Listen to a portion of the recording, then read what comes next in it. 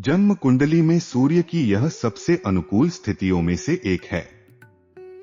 सूर्य ग्रहों में राजा है। 10वां घर राजवा भाव पेशा, करियर, व्यवसाय आदि है, जिस पर सूर्य और कुछ हद तक मंगल भी का शासन है।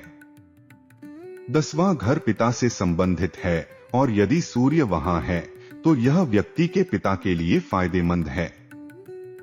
ऐसे व्यक्तियों के लिए पिता अनुशासन में सख्त और स्नेही होते हैं। कभी कभी पिता सरकारी सेवा में होते हैं या सक्रिय राजनीति में होते हैं।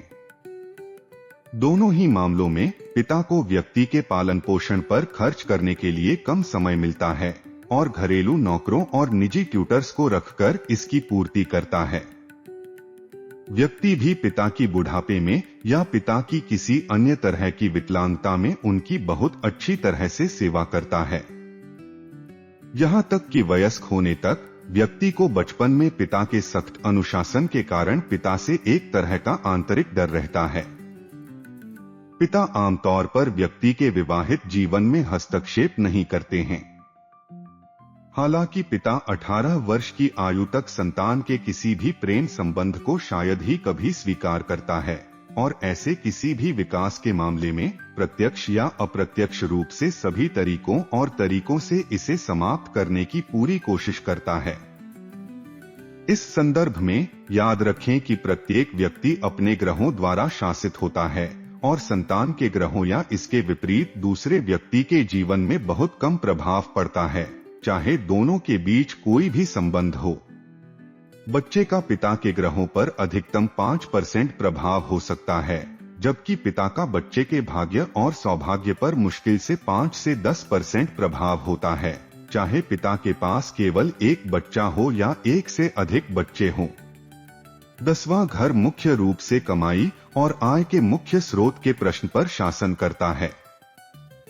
इसलिए इस मामले का अध्ययन इसके पूर्ण परिप्रेक्ष्य में किया जाना चाहिए। 10वें घर में राशि के विशेष संदर्भ के साथ जन्म कुंडली में इसके स्वामी की स्थिति और पुरुष और महिला दोनों व्यक्तियों के मामले में नवमांश का समग्र अध्ययन। ज्योतिष के प्राचीन आचार्यों ने जन्म कुंडली में 10वें भाव से 10वें भाव के स्वामी अर्थात 7वें भाव के स्वामी तथा स्त्री पुरुष दोनों के नवमांश में उसकी स्थिति को महत्व दिया है। इस संदर्भ में 5वें भाव के प्रभाव का अध्ययन करना और भी महत्वपूर्ण है, क्योंकि शिक्षा के तत्व पर 5वें भाव तथा उसके स्वामी का शासन होता है। इस प्रकार किसी भी व्यक्ति के करियर तथा आजीविका के स्रोत का अध्ययन करते समय 5वें भाव में स्थित ग्रह तथा 5वें भाव के स्वामी का 5वें भाव तथा 10वें भाव के साथ संबंध भी महत्वपूर्ण हो जाता है।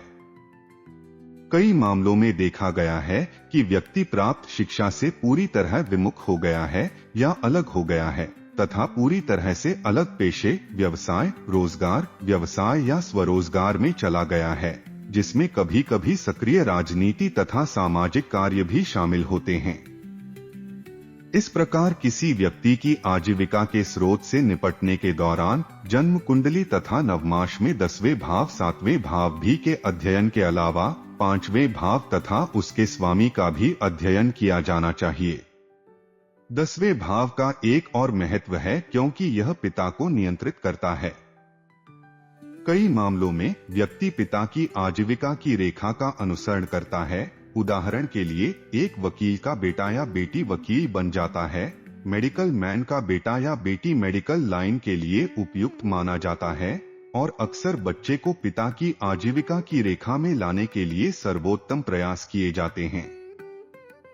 एक पिता जिसकी आजीविका का मुख्य स्रोत संपत्तियों से प्राप्त किराए की आय या कृषि से होता है, वह अक्सर चाहता है कि बेटा या बेटी भी उसी आजीविका की रेखा में आगे बढ़े, निस्संदेह अन्य आजीविका रेखा के अलावा भी।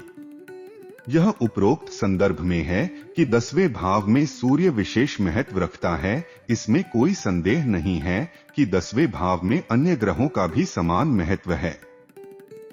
सूर्य सरकारी, अर्ध सरकारी या सार्वजनिक क्षेत्र या नगर निगम सेवाओं जैसे नागरिक निकायों के तहत रोजगार से अधिक चिंतित है या अन्यथा सक्रिय सामाजिक और धार्मिक कार्य सरकार के बैनर तले या सरकारी व्यवस्था का स्पर्श होने पर के साथ